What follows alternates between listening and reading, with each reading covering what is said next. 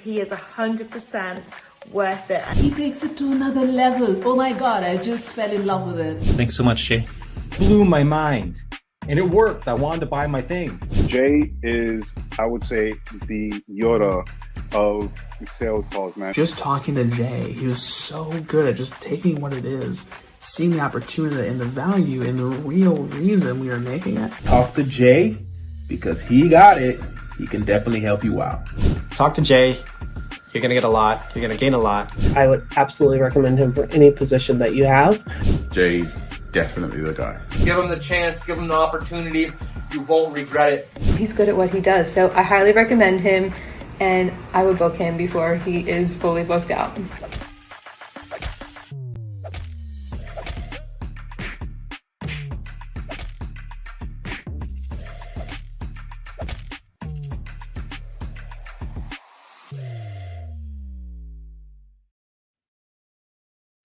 What is up, everyone? Welcome to the Sales Ninja Show podcast. My name is Jay, and I'm here to help you to sell more, to give more. I have an exciting new guest today who has become a friend and an expert in the AI space. His name is Brandon Collins, and he's a seasoned AI developer. And I know that AI can be a scary thing. Some people think it's going to be the start of World War III. Some people think that it's going to, end the world as we know it. There's a lot of fears, but I want you to have faith to know that we have a person in our midst who is a seasoned AI developer, consultant with a rich background in cybersecurity. So this guy has done his reps and in software development. An Army combat veteran, Brandon served for 8 years in an airborne unit and was deployed to Afghanistan in 2017. So he's also a soldier and a warrior, someone who's gone in the trenches and served. Thank you for your service. After leaving the Army, he built and sold a successful 7-figure business in the health and wellness industry within 3 years, driven by a lifelong fascination with AI, inspired by movies like Terminator, The Matrix. I love this guy already. Favorites. Brandon transitioned into the field of AI development after teaching himself cybersecurity and software development. And over the years, he has worked on and created numerous AI SaaS products, software as a service, and consulted for a variety of businesses, including many Fortune 500 companies. His work spans multiple industries such as marketing, healthcare, finance, customer service, and HR. He has an exciting book launch release that we're going to be talking about. We have gifts to give away to help you with AI and help you with your business. So let's get started.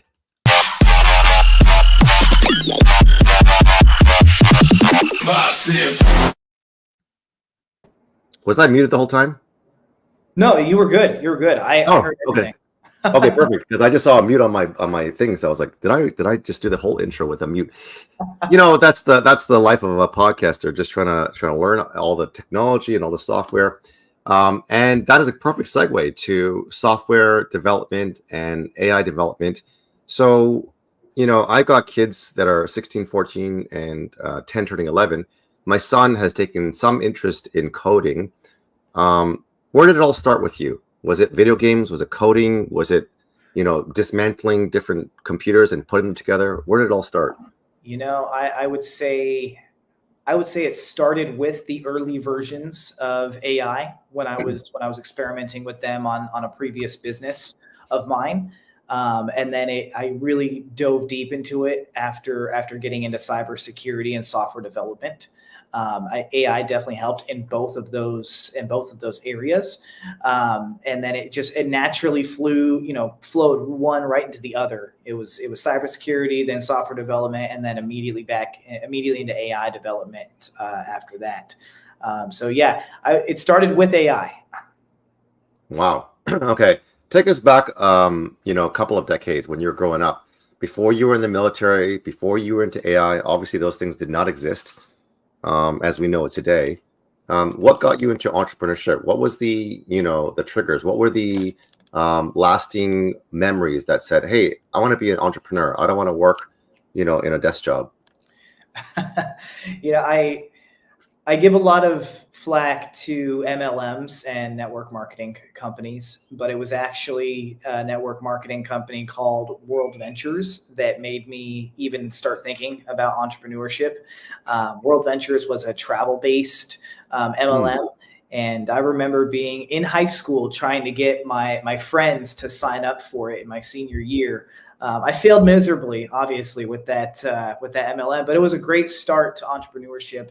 And ever since then, it has made me think in my mind, even when I was in the military, it was like, how can I earn extra money without having to spend, without having to trade my time for it? Once I got out of the military, it was the same thing. I need to multiply my time and the money that I'm making in that time. That's a really good point. And, Dan Martell from Buy Back Your Time, shout out to Dan Martell, who is, known as the SaaS god and scaler with SaaS Academy.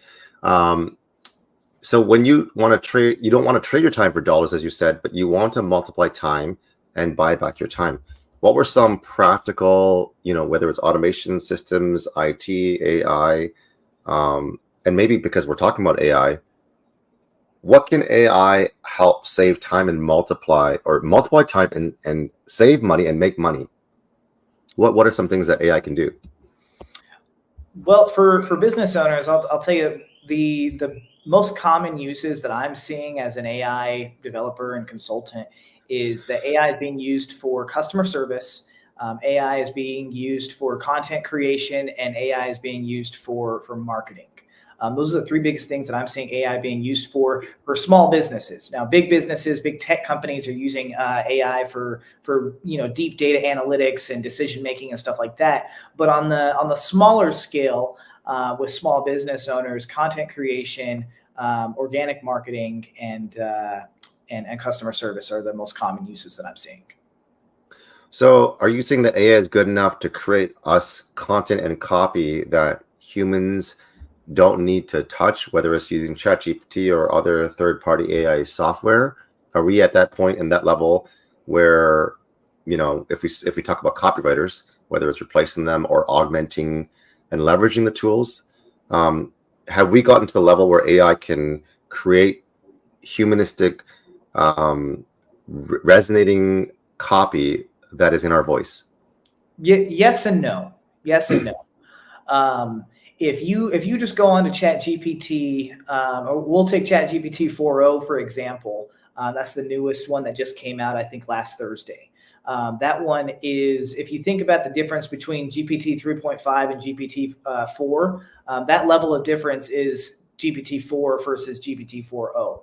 So it is much more intuitive. It's much more dynamic. But even with that, it's not good enough to go in there and say, hey, write me a social media post on insurance. Write me a social media post for my marketing agency. This is my marketing agency. It's not at that level yet to where it can kind of have that deep mind conscious thinking. But if you prompt it correctly, which is something that I teach to a lot of my clients, if you prompt it correctly, it can sound just like you. With very, very minor edits, it can sound just like you.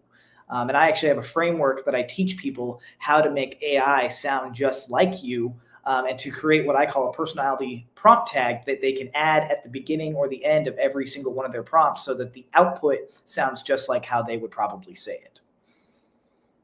Really? Wow. Okay, okay, so for everyone who's listening and watching and hearing this or listening to the replay on the podcast, there's tools, there's AI, there's different software, but I always kind of say, like, you're only as good as the operator. And so being able to be a prompt engineer or be able to tell the software or the AI tool what to do is where the real magic happens. So you've been able to create the prompts to be able to be the prompt engineer, to be able to give it the right commands to be able to give you the output that you're looking for. Not everyone can do that. How did you get so good at doing at prompting? How did you get so good at being able to leverage this AI? I would say it came a lot from experience, but I'm not going to say that it was all me. I did a lot of research. I looked a lot. YouTube for me in my educational journey has been one of the best things there is. So like I use YouTube to learn how to hack for cybersecurity. I used YouTube to learn software development and to code with Python and to code with HTML. Wow. So same thing with AI. You can very easily go on there and say, hey, what are some prompt engineering hacks that you can use? What are some things you can use with your prompts to make it sound more like you? And there's so many resources out there. You just got to look for it. Amazing. I was just on another podcast and someone brought to my attention, and I'm not sure if you've heard of this, so I'm just putting you on the spot here, the Unitree humanoid robot. Unitree humanoid robot. Is it Yeah. Is it in China? Is that the one you're talking about, or is it a different one? Yeah. No, yeah, you're right. It is created and made in China. Yep. And the information that I received, I just put the link in the chat, is that you can have your own humanoid robot for like, I think it's $16,000. And the gentleman that I was talking to, that I interviewed, he has done $52 million in his business. And he's like, everyone's going to want one, and everyone's going to probably end up having one at some point. When he says everyone, that's not everyone, but a lot of people are going to have it. Because like, imagine having your own assistant. Imagine having your own worker.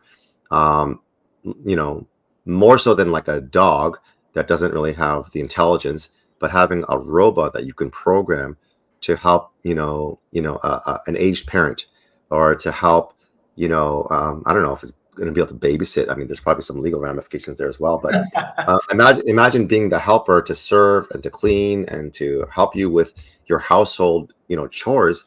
I mean, that sounds amazing to me. But for some people, it's wonderfully terrifying. Yep. So what is your thought with the ethics and the direction of AI? That's a loaded question. I know. That was not fair, but I just dropped the bomb.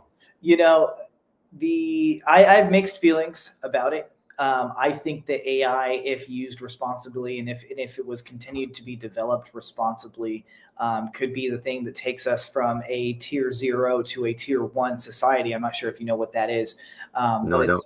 Basically, civilization that's tier 1 is able to utilize all of their planetary resources, and I think that AI would get us in that direction, because Elon Musk has said before that in a couple of years, AI is not just going to be smarter than the smartest living human.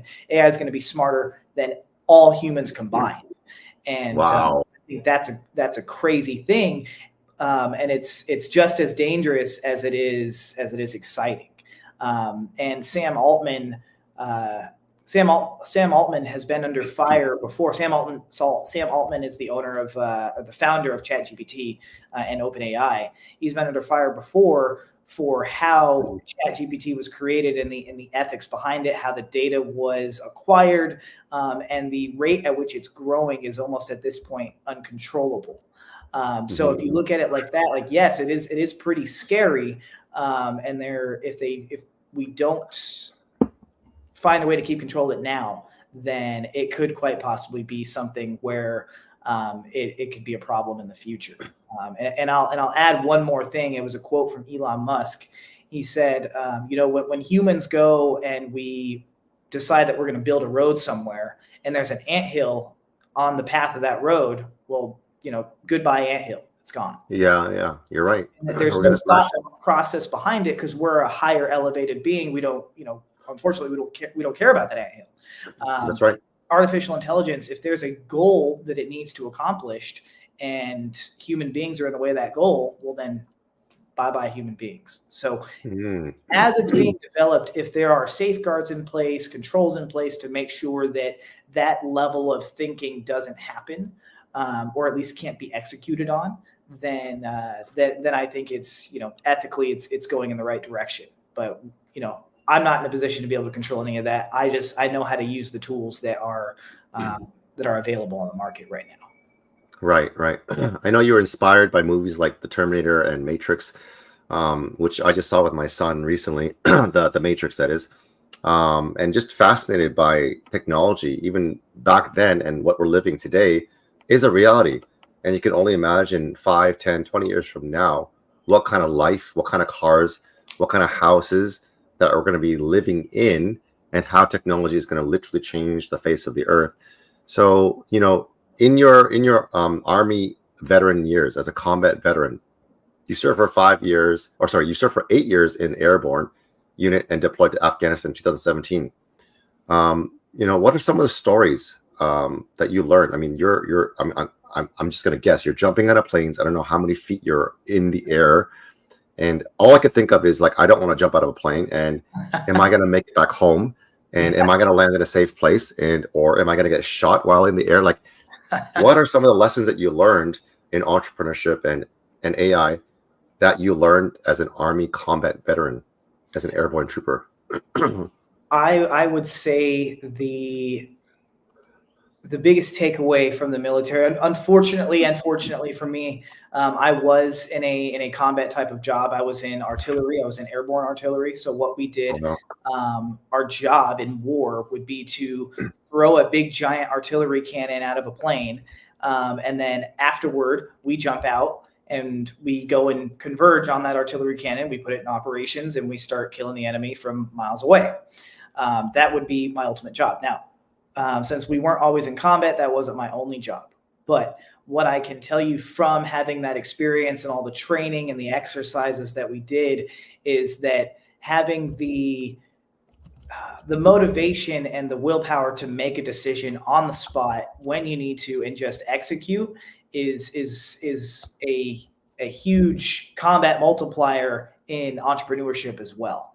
Just being able to take the information that you have and saying, okay, we need to make a decision. We need to make one right now. That's something that stuck with me from the military. That's definitely helped a lot. Wow. So not only did you jump out of a plane, did you say you were throwing these combat cannons out of the plane and deploying them? We rig them up and we put padding on them and everything. We put a parachute on them and we throw these big ass cannons out of the plane. And then you're operating them once you land? Yep. And how far is the range of, how far it can strike on these combat cannons? Depending on the cannon, there's one where its typical range is anywhere from 6 to 10,000 meters. And then the other one, which is the one that I love, is a 777 cannon. That thing can reach out and touch you from like 25,000 meters away. Wow. That's insane. Yeah. And is it like a big, what do you call it? Vicinity of spray? Or? Yeah. The one that the smaller one that can only go from like 6 to 10,000 meters. That one has a kill radius that's about double that of a live hand grenade. So I'd say a kill radius of about 20 to 40 meters. The bigger one has a kill radius of 100 meters. So like it hits everything within 100 meters is probably going to end up having a bad day. Wow. I can't even imagine. You learn so many lessons on discipline and focus. And like you said, being able to make fast executive decisions. And in entrepreneurship, I think a lot of entrepreneurs are stuck in the shiny object syndrome or the paralysis by analysis. What are some pieces of advice that you've learned being an Army combat veteran? How do people make executive decisions? How do they take that information? How do they process it and make those fast decisions? Because, God forbid, they don't want to make. I just talked to an entrepreneur that made $350,000 worth of bad decisions, bad mistakes. So how do you make better decisions fast? Yeah. I would say, man, again, that's kind of I got to speak from the heart with that one. I would say, listen to your gut. And if it's telling you anything bad about the situation that you're in, for example, if the person that you're talking to, if your gut's telling you this probably isn't the person that you should be working with, don't work with that person. But also at the same time, I mentally have to tell myself, hey, analysis paralysis is a real thing. do I have enough information right now to make a decision? And if I don't have enough information right now to make a decision, what information do I need? And then I have to tell myself to commit to making a decision after I have the information that I feel that I need. So it's just actively telling yourself that, you need, inaction is just as much a decision as action. And there's plenty of entrepreneurs out there that we all look up to, Alex Hormozy, Russell Brunson, all of them that talk about massive action. And that's something that fuels me a lot to this day is, okay, how much action am I taking today? Or am I spending too much time analyzing? Because I still get caught up in it. I still get caught up saying, man, well, what am I going to do next? Is this just right? Does this logo, does this piece of content look good? And I have to tell myself, look, nobody's going to care about those fine little details. You need to be putting stuff out. You need to be doing things that are going to grow your business daily. I agree. And like just to tag on what you're saying with massive action, like I even say massive imperfect action. Like it may not be perfect, it may not be right, it may not even be the right direction, but you'll learn really quickly from your failures, from falling, as long as you fail and fall forward to success, because you could be one day, and Ed Milet talks about this in The Power of One, the day that you feel like giving up, just push one more day. The day that you feel like you can't do one more push-up, do one more push-up. The day that you feel like you want to give up on that relationship, give it one more try. And the power of one is that, like, to push forward, and the ability to take, like you said, listen to your gut, make those decisions are imperative in business. Let's switch gears a little bit, because the topic of today's podcast was, how the heck did you book 90 calls using AI in only 30 days and closing a high ticket $7,000 client and generating $5,500 in monthly recurring revenue? It was massive action. That was the underlying thing of all of it, but there are a couple of tools that definitely helped me. I can tell you that it was all on Facebook, and I was using a tool called Easy Messenger to help fuel that massive action. So, but it wasn't, the tool itself isn't just like a magic unicorn, doesn't just work on its own, right? So what the tool does, Easy Messenger, is it allows you to create lists of people. You can build those lists from groups that you're in on Facebook. You can build it from your friends list. You can build it from comments. You can build it from likes and other reactions, right? You build this list of your target clientele, and then within the software itself, you set up some initial messaging, and then you set up an AI to continue messaging these people when they respond to your initial message. And that AI can be programmed to send people to a website. The AI can be programmed to help people book a call with you, to qualify people, and to get them into your funnel, your ecosystem, right? So I program my AI to just have people book a call with me about implementing, some type of AI DM setter into their operations. I said, hey, let's talk about AI. I've got a couple things you might be interested in. If it's a great fit, then we'll go with it. And if not, hey, at least we both expanded our network. And in doing that, it allowed me to book like 90 calls in less than a month, because at the same time, after I did all of that, I was also putting out as much information and as much knowledge and as much value as I could in the groups that I was pulling the people from these lists in. So by the time they had seen me or seen my message, they had already seen me multiple times. They were probably a friend on my friends list as well. And they already had that know, like, and trust factor that you need when you're talking to people. So it wasn't necessarily a cold DM. It was more of like a lukewarm DM.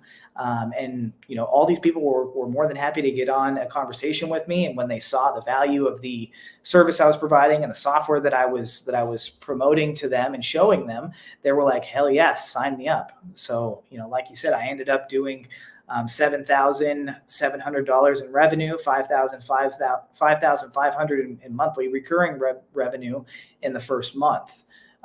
The extra, that extra $2,000 or so came from actually programming this software for them. The rest of them that didn't get that were programming it themselves using the guidance and the training that we put out. Amazing. I think that's the thing, is like there are a bunch of tools there that people are adopting and buying and investing, for that dream, or that, that pipeline dream of, like, this is the magic unicorn. This is a silver bullet. This is a thing that will help, solve all my problems, make my bed for me, do all my content strategy, do all my posting, do all my lead generation, do all my calling. And I'm sure that, AI can do, at least 70-75% of what I'm saying. And then bring you breakfast in bed. So the thing is this, with SaaS, software as a service, I think what people don't understand, especially if you're a course creator, a coach, an online entrepreneur, much of your business is reliant on you, your brand, your ability to show up. And, God forbid, you get sick, or you're out of commission, or you want to travel for a month, which is a good thing. I think SaaS MRR, which is software as a service, monthly recurring revenue, is a way that, the software company of your choice, and you being either a reseller or affiliate, gives you the ability to generate monthly income, recurring income, and passive with zero delivery. So talk to us about SaaS MRR, software as a service, monthly recurring revenue. I think it's powerful. I think it's one of the number one ways that you can get out of the rat race, and you don't even have to you don't have to create the SaaS. You don't have to spend the money to develop the SaaS. You don't even have to have the idea. You can just see a SaaS that you're like, wow, this is really helping me, or this is really helping people. I think more people should know about this SaaS. And then you go and you promote that SaaS to people, and then you get paid monthly for it. I get paid monthly for, right now, there's 2 different SaaSes that I promote that basically automate almost everything you need to do on social media. I'm currently in talks with another SaaS to bring it all together in one full circle. But I currently use the Easy Messenger, like we talked about. I promote that one, and I get paid every time someone signs up using my link. I also promote another SaaS that's for Facebook. Again, it's AI related. What it does is an AI goes onto your profile, and it scrolls through your news feed, and it reads the posts, and it comments on them in your voice and your tone. So that's been able to be a game changer for me, because now whenever I post, Facebook rewards me for all the engagement that I'm doing by showing more people my post. So I end up getting, if you go onto my feed or onto my page, you'll see that I've got probably 30, 40 comments on every post that I've done for the last couple months since I started using that software. I said that it was, in my mind, I was like, this is so freaking beneficial. Why isn't anybody using this? And I ended up becoming an affiliate of that software. I've signed up probably 20, 30 people at this point, and I get paid monthly because of it. It's enough, it's not enough to cover my mortgage, but it's definitely enough to cover my cell phone payment, my insurance payment, my car payment, and stuff like that. And if you've got a bunch of SaaSes that you're doing this with, and you kind of create that know, like, and trust with your community, people are going to see the value in those SaaSes, and they're going to get it using your link. So I think, using SaaS, not only to help grow your business, but to be another source of income is a very powerful thing you can do as an entrepreneur. I love that. The ability to pay your car payments, cell phone payments, and insurance through software. Yep. Heck yeah. All day, every day. So I know that you mentioned that you're working on a groundbreaking project with a potential partner to develop a SaaS platform, and I guess bring all places to one. What's the timeline, and what can people expect? You don't need to reveal, if there's an NDA, but what can people expect in terms of timeline for launch, and what will this all-in-one system do at the end of the day? So the all-in-one system I would say it's a separate SaaS that kind of brings them all together, right? So if you're using all 3 of them, you don't really have to do anything on Facebook anymore. You've got it all. So I apologize for the confusion there, but what this other SaaS does is it's AI content creation, posting, and scheduling on your personal profile. That's the big thing there. Versus business. Personal freaking profile, which is huge, right? I love it. I think it's one of the craziest things. They also have ones out there for your business profile. Those have existed for quite some time now. But something for your personal profile, that's a big one right there. The development time for that one, they're looking at somewhere between 2 and 3 months. But it is going to be able to create content at scale for your personal profile with the click of a button. Obviously, you can go on there and edit all of the posts that it does. But if you use good prompting techniques for this thing, then the content that it pushes out, the copy that it puts out, the image creative that it puts out is all going to be exactly what you need it to be. And is that multiple platforms or just Facebook? Right now, this one is just going to be on Facebook, but they obviously know they need to do it for LinkedIn. They know they need to do it for Instagram. But the Facebook is going to be kind of the proof of concept for them. Awesome. So 2 to 3 months, all-in-one AI system, bring all these solutions together with AI content creation on Game Changer personal Facebook profile.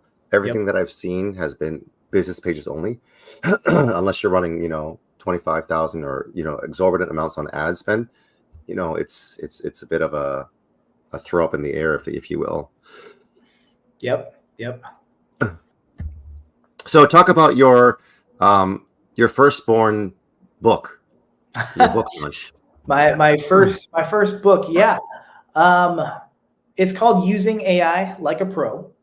I decided to create it after I noticed some trends with all of the people that I work with, and it's everybody wants to use AI, but nobody knows how to use AI.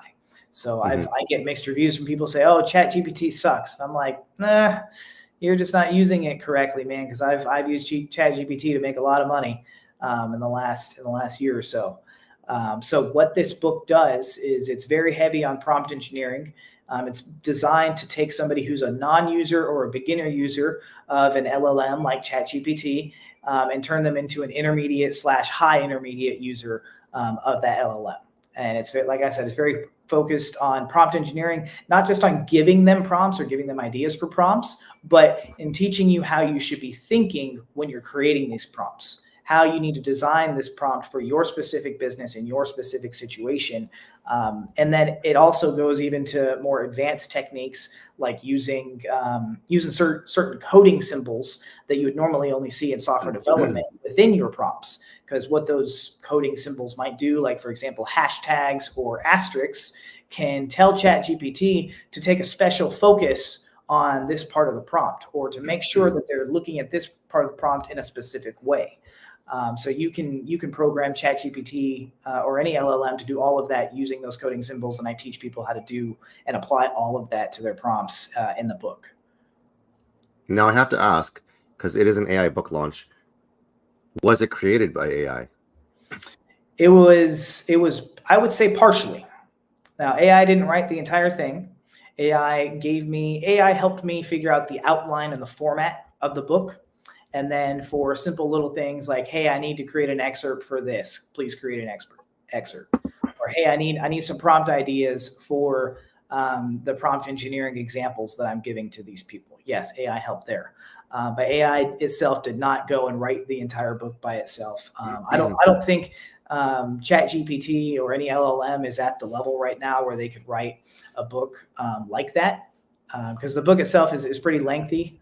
It's about 90 pages long, and it goes over pretty much everything from the history of AI to the prompt engineering, the advanced prompt engineering, and then like the future of AI as well. And then there's extras included with the book, like the what's it called? Like the extra sasses that I use, the how to make AI sound like you tutorial. Jesus, I can pull up kind of the draft right now that I got, but you get the idea. There's a lot of resources in the book, and it wasn't completely written by AI, although AI definitely did help me. I don't think it would be a good book about AI if AI didn't help me write it, honestly. Yeah. What percentage would you say was created by AI in terms of like, did it create the outline, the draft, the graphics? There's not very many graphics in it. AI did create the book cover. Oh, nice. I would say that, almost, I would say about 90% of the outline was created by AI. I had to make some tweaks in there and say, hey, I think, because I asked it, I said, hey, I want to create a book that helps people go from this to this. You are an expert content creator. You're an AI consultant. You've been assigned to create a book that satisfies this requirement. I need you to create an outline for the book. And it created the outline. And I was like, that's actually a really good outline. It actually thought of things that I wouldn't have thought of. So I went with it. And then for some of the chapters in there, for some of the sections, I needed AI to elaborate a little bit more. And I even learned a few things writing the book from AI. And that's something that I talk about in the book, is you can use AI to help you use AI. It's a fun and wonderful thing to do when you're like, hey, I don't know how I can use AI to do this, or I don't know how I should prompt the AI to do this. You can ask AI what you should prompt it. Say, hey, I need to create a prompt to create a 7-step business model for my XYZ business, and it will spit out a prompt that you could then go and open a new chat with ChatGPT, and it will give you the most optimal output. So to answer your question, I would say 40 to 50% was written with AI. Nice. But 100% of it was masterminded by me. Yeah. Awesome. And that is another question, is like, if and when AI gets so good, how do I know that I'm not talking to the Brandon Collins AI with deepfake and, 11 Labs and, video graphics that are able to? I saw an ad, a Facebook ad where, I think Morgan Freeman was talking, but it was another, older white bald dude. And then it was mimicking and mirroring, and the voice, everything was exactly the same. Yep. The only way to know is, and it's going to be different for different types of things. I know you talked about voice. I know you talked about video, and then there's content and everything. The only way that you're going to be able to know in the future, because right now there's some telltale signs. AI uses words that we just wouldn't use in normal conversation. And there's ways to make it not do that, but there's still some telltale signs even with that. In the future, the only way that you're going to be able to tell the AI is by using AI. That's how far it's come in its development. I'll tell you right now, with that Facebook engagement SaaS that I'm using, I've been using it for months now. I've got it dialed in. Nobody knows that it's not me personally commenting on their posts. The people that I've told about it, they know. But other than that, everybody else that I'm commenting on, they have no idea. When it comes to voice and video, there's probably going to be a need in the future for people to create AI products that can identify AI content. In fact, there's already Grammarly is actually already implemented an AI detector. But the funny thing about that is you can run your AI back through and say, hey, I need you to make sure that this AI is not detectable by any AI detectors, including Grammarly. so it's crazy. Like, it's what, like I said, to go back to the Terminator and Matrix thing, it's as exciting as it is scary. Now, before we land this plane, that was a pun on the airborne trooper, is because there's lots of AI software out there, and it seems to be like one popping up every day. In terms of software stack, and this is not an end-all be-all in concrete, but what are some recommendations that you can make with AI content creators, AI video editors, AI graphics creators, that kind of idea? Well, AI content creators, video editors. For content creators, when it comes to copy, ChatGPT, in my opinion, ChatGPT 4.0 is your best friend. It used to actually be Claude. Claude was actually better than ChatGPT. But as soon as 4.0 came out, 4.0, in my opinion, beats Claude. And honestly, if you were to use both, if you were to use one or the other, the content you're creating for the audience that you're creating it for, they wouldn't know the difference, and I don't think there would be any changes in your metrics. Just use whichever one that is more comfortable for you. But for content, as far as copy, ChatGPT 4.0 is going to be the best one. As far as visuals, I would say Canva is probably one of my favorite ones to use. For video, there's quite a few out there that can combine stock footage with prompts. I'm not sure if that's what somebody's wanting to do, but OpenAI, the people that made ChatGPT, came out with an AI called Sora that can create Oh, I 1 minute saw videos. that. That's insane. And I don't see anything that can beat that. And it I don't won't be either. long until that's something that people are using daily. In fact, I think one of the Super Bowl ads this year was created by Sora. Wow. So that's a big one. But as far as other SaaSes that I use on a daily basis, there's one called Fathom Note Taker. Amazing one. I have nothing but good things to say about it. It sits on your Zoom calls or video calls that you're doing, and it records them, it transcribes them, it gives you a summary. You can actually tell it to give you a different type of summary. So if you want a Q&A summary or a general summary or like a what's it called, like a corporate presentation type of summary, you can customize it however you want. And it's, I love it. So I think a lot of people should use it. And then another SaaS that I'll just give a shout out to, anytime I ever have to build a AI like chatbot for somebody, whether it's a customer service chatbot or a selling chatbot on their website, I use a software called Chatbase.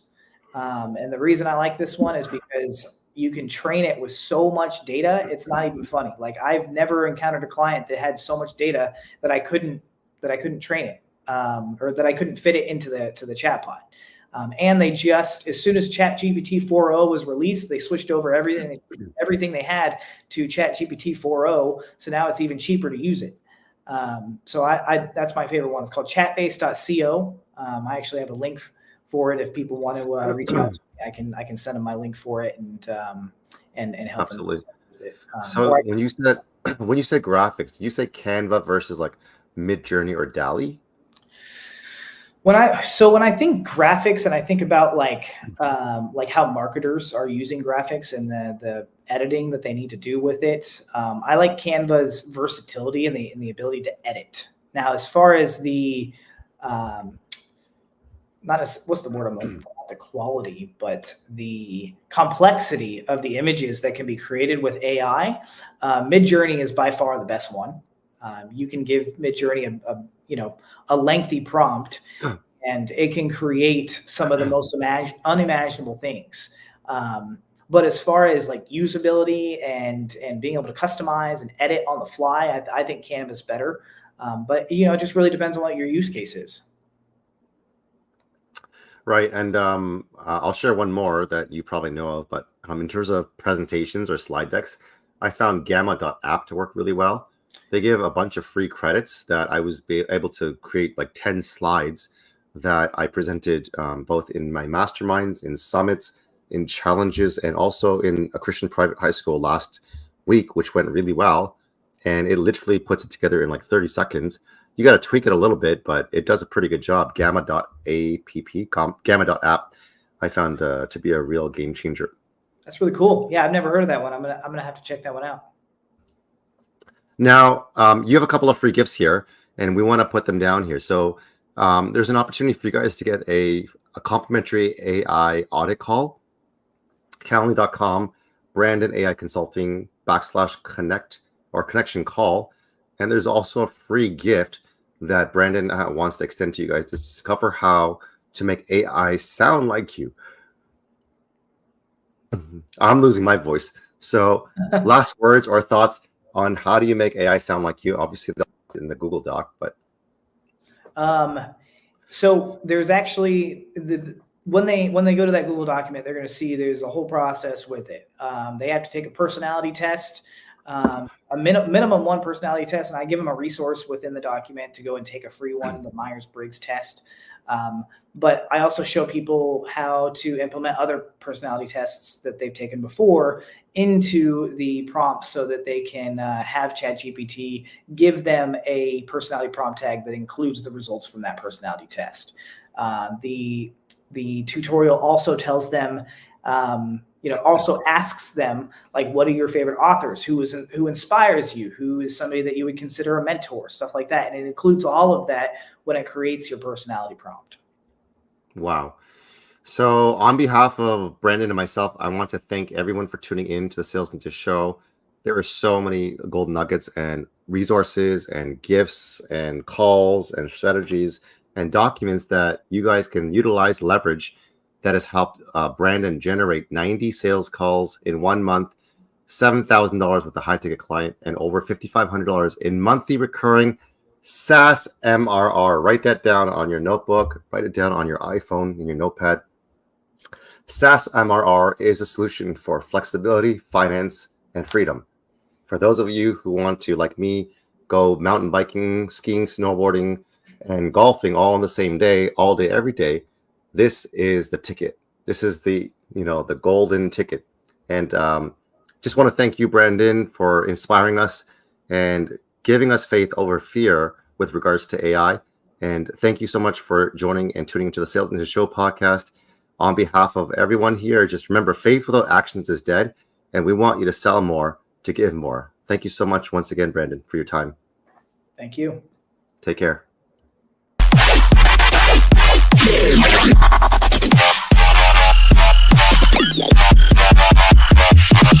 Massive.